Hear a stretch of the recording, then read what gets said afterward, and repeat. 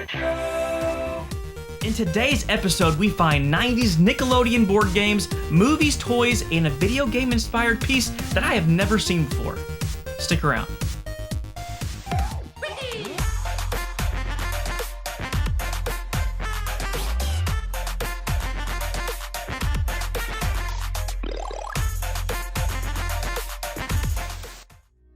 What is up, Internet? Retro here, and welcome back to another episode of Retro Hunting. This whole series is to show you guys the live footage of me out there hunting to add new pieces to my collection. The game and toy collection that you see behind me has been primarily found at Goodwills, garage sales, flea markets, anywhere that I can get stuff cheap because, guys, I am so cheap and I don't want to spend a lot of money on this stuff. I love this stuff, but I don't want to spend a lot of money on it. So that's kind of how I get it. If you are new to the channel and you love all things 80s and 90s nostalgia, I'm talking about retro video games, movies, TV, toys, and more, make sure to hit that freaking subscribe button and the bell so you don't miss out on new weekly videos. Every single week we are coming out with new videos and I don't want you guys to miss it. Let's get into it. Alright, so our first find was a video game find, and I was at Game Exchange here in town. I don't know if they're like all over the country. I know that they're down south around me, and it's a great retro video game store for a couple different reasons. I like it because, first of all, they sell DVDs, and I am a huge DVD reseller. If you didn't know, that there's a lot of money to be made in selling DVDs. So that's one reason why I like to go there. And then another reason is they have buy two, get one free on $7.99 games or less. So I stock up on games that way as well. And then also they don't sell complete games for any more or any less than just the cartridge-based game. So like a complete Super Nintendo game is the same price as just the cartridge Super Nintendo game, which is pretty crazy. So they don't get them a ton, but sometimes they do, and I pick up games that way. So I'm about to show you some Instagram footage of me finding these three games. Trying to take advantage of buy two, get one free at Game Exchange. Kind of filler titles, but still decent ones. Muppets, Home Alone 2, and then Paperboy. I'll end up getting them for like $5 each. So pretty good deal. So I go in there that day to find just a couple like filler NES games, and I find three really good ones that surprisingly I didn't have in the collection. The first game that I found was Home Alone 2, with Macaulay Culkin on the NES. Now, I have this on the Game Boy and the Super Nintendo, but I didn't have this on the NES. This is not a very good game either on the NES. It's not good on the Super Nintendo or the Game Boy, but I didn't have it, and I'm a huge Home Alone fan, guys. I love Home Alone. I actually have quite a large Talkboy product collection. A lot of people don't know that there's more than just the Talkboy and the pen. There's all kinds of Talkboy products. So yeah, I got Home Alone 2 for the NES. The next game that I got was Muppet Adventure Chaos at the Carnival. I've never played this one. I really like the cover art on it. Looks pretty cool. I was a Muppet Baby fan when I was a kid. I have never played this before. Y'all tell me down in the comments if Muppet Adventure is any good. Excited to check that out.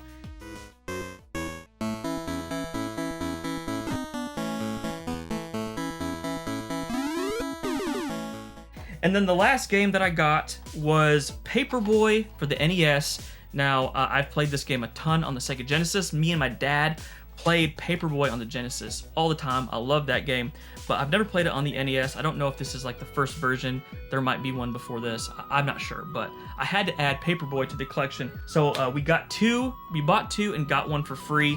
I think they were $15 total. $5 each, which is a pretty good deal. This is not part of the $10 game collection. If you guys have been watching the channel for a little bit, I have a whole series where I am basically proving that you can still game hunt in today's time cheap, and I start off with $10, and I've been doing that for a while. This is not part of that. I got these kind of months ago, and they've been kind of just in the corner, and I forgot about them, but I thought I'd add them to this episode of Retro Hunting. Okay, so this next pickup, I'm at the Goodwill here in town, and this is the big Goodwill. Like, this is the best Goodwill in my area, primarily because every time I go in, I find something, which is amazing. They have a little bit of everything, and I'm in there that day, and I'm looking through all the VHS titles. Recently, the past year or so, I've gotten really big into collecting VHS. It is an addiction. I like it for a couple different reasons. First of all, it's really cheap, so I can find movies that are great movies and watch them really, really cheap. And I like, again, the cover art. I'm really big into cover art, and I like that part of it too. So I have quite the collection, and I added a couple more to the collection. So the first one that I found was The Adventures of Ronald McDonald, McTreasure Island. I didn't know that this existed. I know that there's a McDonald's Genesis game, and then also an NES game, and I think I have both of them. But I did not know that there is a fully animated movie for ages 2 to 7 and 33-year-olds, apparently. I saw this and was like, man, I have to get this. I'll try to throw in some clips of what this even is, but my gosh, I had to pick that up. Ronald McDonald is such a weird mascot. I don't think, is he still a thing? I don't think he is still the mascot, because that is weird. An old man with red hair. I don't know how that passed. That team of people that were trying to come up with, hey, who's our mascot? I don't know how that passed anything, but Ronald McDonald, McTreasure Island, pretty cool to pick that up. And then I got Mini Features Ghostbusters Outlaw In-Laws. Now, I didn't know anything about this. I saw this and was like, man, this looks really cool. I've done a little bit of research since I found this. This has nothing to do with Ghostbusters that I can see, the movie or the real Ghostbusters animated series. The only thing that links these things together, or links both of those series together, is that this came out like 4 or 5 days before the real Ghostbusters cartoon.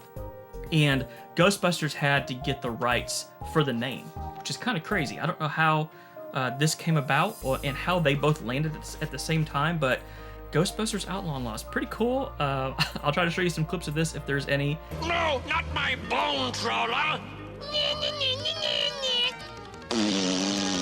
Yes, get away, you hear me? And I just like watching these old VHS videos, you know, like late at night when I'm editing a video or something, popping these in and watching them and just seeing how weird the 80s and the 90s were back in the day. Ghostbusters Outlaw In-Laws.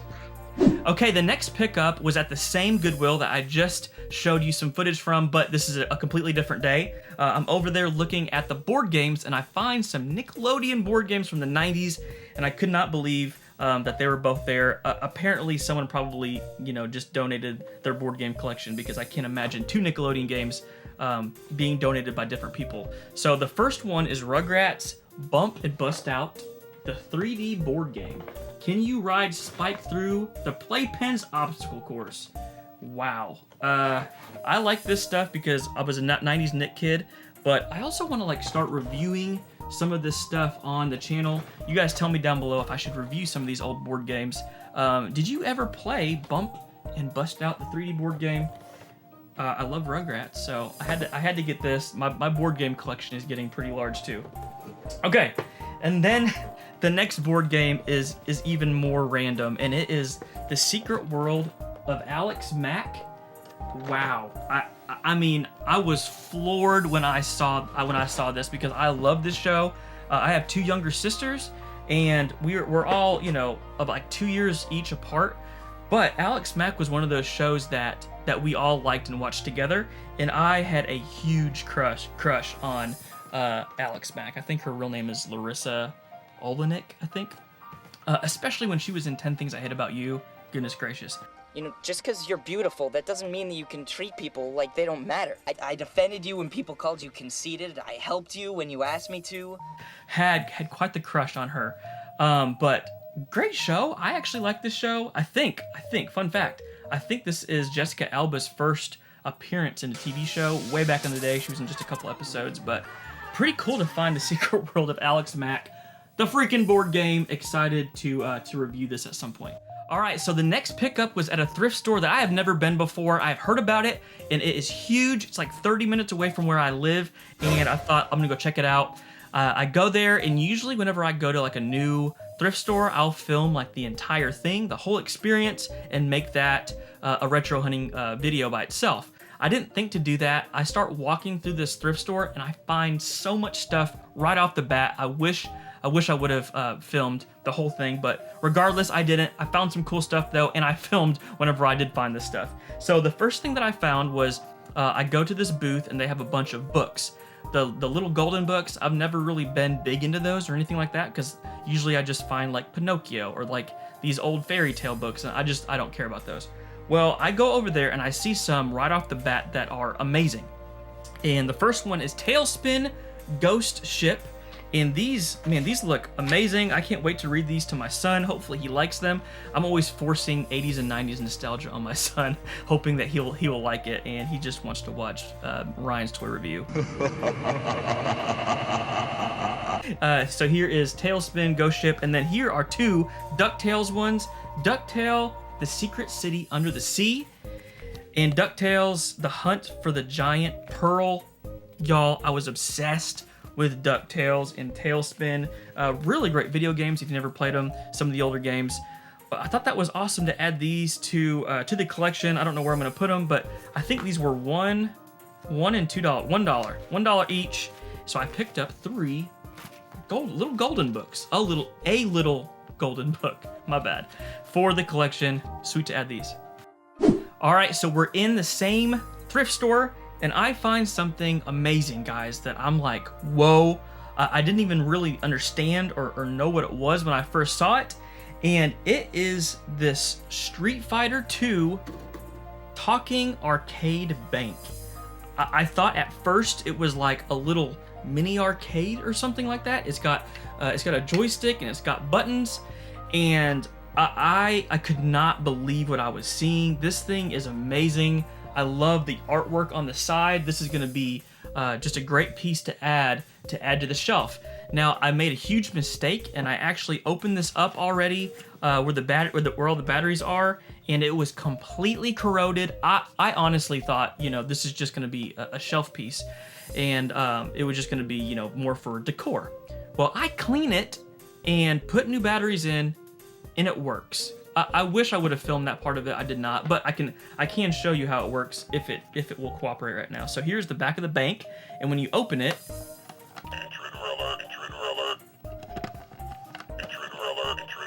it's saying intruder alert if you can't hear it. So then when you put money in it, it does this. Full demo.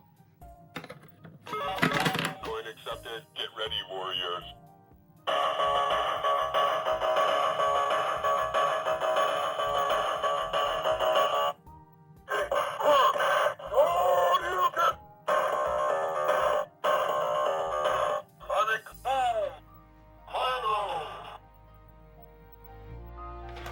I mean, how freaking rad is this thing? I think it's under 20 bucks for this piece, and I'm so excited to add this to one of the shelves. 1993, amazing. I messaged Ricky from Pixel Game Squad because he's a huge Street Fighter fan, and I was like, have you ever seen this before? And he was like, dude, I have never seen it before. Such a rad piece. So here it is, Street Fighter 2. Talking arcade bank. Okay, so this next find was at the same thrift store, guys. I found so much stuff at this thrift store, and I'm in this booth that has a lot of like 90s inspired items, 80s and 90s toys and stuff like that, and they were having a sale, 50% off sale, and I saw this figure. It is a large genie figure from Aladdin. Now, I have quite a few Aladdin figures that I've gotten just over the years, but I've never seen this before. This is huge. I like the height of it because it's going to go great on the shelf to have like, different dimensions, different heights of different toys and stuff. So I was pumped to add this. It was 12 bucks. It was half off for 6. So I thought I would for sure pick that up because it's just a rad piece. I think he'll clean up pretty well too. And this is the OG Aladdin, man. This is from the 90s. I actually didn't really like the new movie. Excuse me? I know it's probably pretty crazy to say. Y'all tell me down below in the comments if you liked the original movie or the new movie. But yeah, we're gonna add this genie to the toy collection. Pretty rad.